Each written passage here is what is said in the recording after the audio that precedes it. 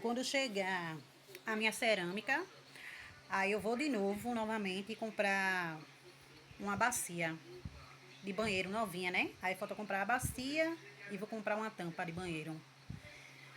Eu cheguei a dar uma olhadinha em algumas bacias lá, mas só que não me agradei muito não.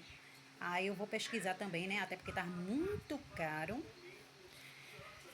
E eu já tinha pesquisado as cerâmicas, a gente já tinha dado que só.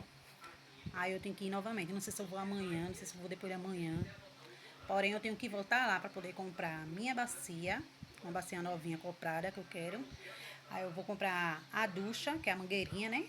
No caso. E a tampa da privada. E os tijolinhos, que eu vou fazer um negócio no meu banheiro.